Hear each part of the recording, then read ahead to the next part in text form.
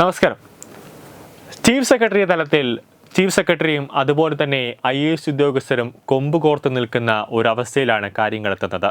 അതായത് ഒരു ഭാഗത്ത് B. അശോകും മറുഭാഗത്ത് പ്രശാന്ത് ബ്രോയും അടക്കം ചീഫ് സെക്രട്ടറിക്കെതിരെ IAS ഉദ്യോഗസ്ഥർ തിരിഞ്ഞിരിക്കുകയാണ്.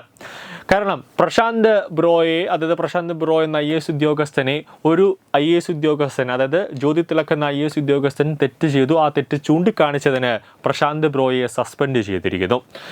പക്ഷേ മറുഭാഗത്ത് നടന്നിരിക്കുന്നത് ഒരു IAS ഉദ്യോഗസ്ഥനായ ഗോപാലകൃഷ്ണൻ, അതായത് തിരുവനന്തപുരം മുൻ കളക്ടറായ ഗോപാലകൃഷ്ണൻ ഒരു തെറ്റ് ചെയ്തു. അതായത് ഗ്രൂപ്പ് അടിസ്ഥാനത്തിൽ ജാതി വിവേചനം നടത്തി ഒരു ഹിന്ദു ഗ്രൂപ്പ് എന്ന രീതിയിൽ ഒരു വാട്സപ്പ് ഗ്രൂപ്പുകൾ തുടങ്ങി. ഒരു കാരണവശാലും ഒരു IAS ബ്യൂറോക്രാറ്റ് ഒരു കാരണവശാലും ഇങ്ങനത്തെ ഒരു വേർതിരിവ് മതത്തിനോട് കാണിക്കാൻ പാടില്ല എന്ന് ഇവരുടെയൊക്കെ പരിശീലന കാലയളവിൽ തന്നെ പഠിപ്പിച്ചു കൊടുക്കുന്നതാണ്. പക്ഷേ ഗോപാലകൃഷ്ണൻ അങ്ങനെ ഒരു വേർതിരിവ് കാണിക്കുന്നു.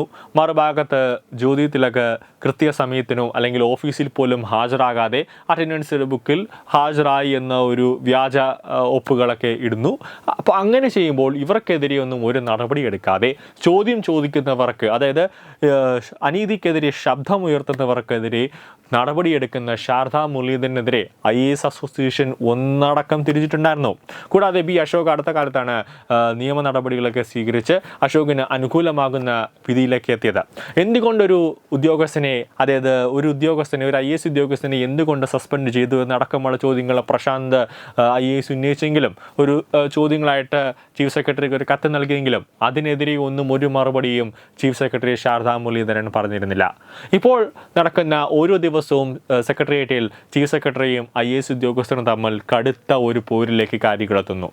അതിൻ്റെ രണ്ടാം ഘട്ടം എന്ന നിലയിലേക്ക് സംസ്ഥാന ചീഫ് സെക്രട്ടറി ശാരദാ മുരളീധരൻ അടുത്ത മാസം വിരമിക്കാൻ പോവുകയാണ്. അതോടെ ധനവകുപ്പ് additional chief secretary doctor A. Jayathilak അടുത്ത ചീഫ് സെക്രട്ടറി ആകാൻ സാധ്യതയേറി. അങ്ങനെ ജയതിലക് വീണ്ടും ഒരു ചീഫ് സെക്രട്ടറി ആയിട്ട് വരികയാണെങ്കിൽ തീർച്ചയായിട്ടും പ്രശാന്തും അശോകും ഉൾപ്പെടെയുള്ള IAS ഉദ്യോഗസ്ഥർ വീണ്ടും ഒരു കൊമ്പ് കോർക്കും, വീണ്ടും ഒരു പ്രശ്നമുണ്ടാകും. വലിയ രീതിയിലൊരു ഭരണത്തിൻ്റെ ഒരു തകർച്ച തന്നെ ഉണ്ടാകാനുള്ളൊരു സാധ്യത കൂടുതലാണ്.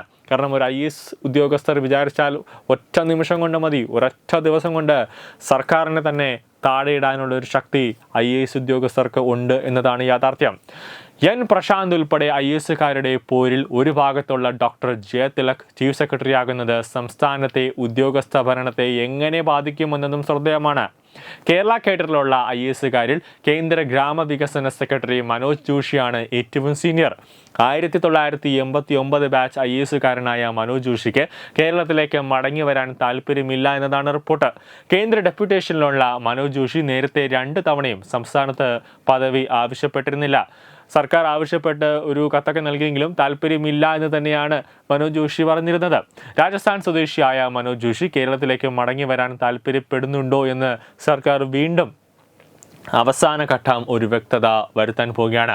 ഡോക്ടർ ജയതിലക്, പാർലമെന്ററി കാര്യ പ്രിൻസിപ്പൽ സെക്രട്ടറി രാജു നാരായണ സ്വാമി, ഉന്നത വിദ്യാഭ്യാസ പ്രിൻസിപ്പൽ സെക്രട്ടറി ഇഷിത റോയ്, രചന ഷാ എന്നിവരാണ് 1991 ബാച്ച് IASകാർ.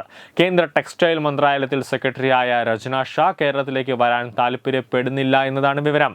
അഡീഷണൽ ചീഫ് സെക്രട്ടറിയുടെ ഗ്രേഡ് ഇല്ലാത്തതിനാൽ രാജു നാരായണ സ്വാമിക്ക് സാധ്യത കുറവാണ്. ജയതിലക് ചീഫ് സെക്രട്ടറി പദവിയിലെത്തിയാൽ 2026 ജൂൺ വരെ കാലാവധിയുണ്ട്. ഈ ഒരു വർഷക്കാലയളവിനുള്ളിൽ, അതായത് ഈ ഒരു 2 വർഷക്കാലയളവിനുള്ളിൽ സെക്രട്ടറിയും, അതായത് ചീഫ് സെക്രട്ടറിയും മറ്റ് IAS ഉദ്യോഗസ്ഥരും തമ്മിൽ ഏത് രീതിയിൽ പോകും എന്നതാണ് ഇനി കാത്തിരുന്ന് കാണേണ്ടത്. കാരണം ഒരു മുഖ്യമന്ത്രി എന്ന നിലയിൽ തുടക്കം മുതൽ തന്നെ ശാരദാ മുരളീധരനും അശോകും പ്രശാന്തും ഉൾപ്പെടെയുള്ളവർ ഒരു കൊമ്പ് കോർത്തപ്പോൾ അതൊരു മുഖ്യമന്ത്രി എന്ന നിലയിൽ, സംസ്ഥാന മുഖ്യമന്ത്രി എന്ന നിലയിൽ അത് ഇടപെട്ട് ഒരു മീറ്റിംഗ് വിളിച്ചു ചേർത്ത് ആ ഒരു പ്രശ്നം പരിഹരിക്കേണ്ടത് ഒരു മുഖ്യമന്ത്രി എന്ന നിലയിൽ പിണറായി വിജയൻ്റെ ഒരു ഉത്തരവാദിത്തമായിരുന്നു. പക്ഷേ പിണറായി വിജയൻ ഇതിലൊന്നും ഇടപെടാതെ എല്ലാ താക്കോൽ സ്ഥാനവും കൊണ്ട് കൊടുത്തത് ചീഫ് സെക്രട്ടറി ശാരദാ മുരളീധരൻ്റെ കയ്യിലാണ്. അങ്ങനെ ശാരദാ മുരളീധരൻ ഒരു പ്രശ്നം എങ്ങനെ പരിഹരിക്കണം ഇതൊന്നും അറിയാതെ പ്രശ്നം വലിയ രീതിയിൽ ഒരു പ്രശ്നത്തിലേക്ക്, ഒരു പൊട്ടിപ്പുറപ്പെടുന്ന രീതിയിലേക്ക്, പ്രശ്നം ഗുരുതരമാകുന്ന രീതിയിലേക്ക് ശാരദാ മുരളീധരൻ കൊണ്ടെത്തിച്ചു എന്നതാണ് യാഥാർത്ഥ്യം. ന്യൂസ് ഡെസ്ക് തത്തമൈ news. Branding partner Edubix online executive education, focus physiotherapy centre Pattom, Unnat engineering Gujarat, തീർത്ഥയാത്ര.com, അയൺ ബിൽഡ് ഗുജറാത്ത്.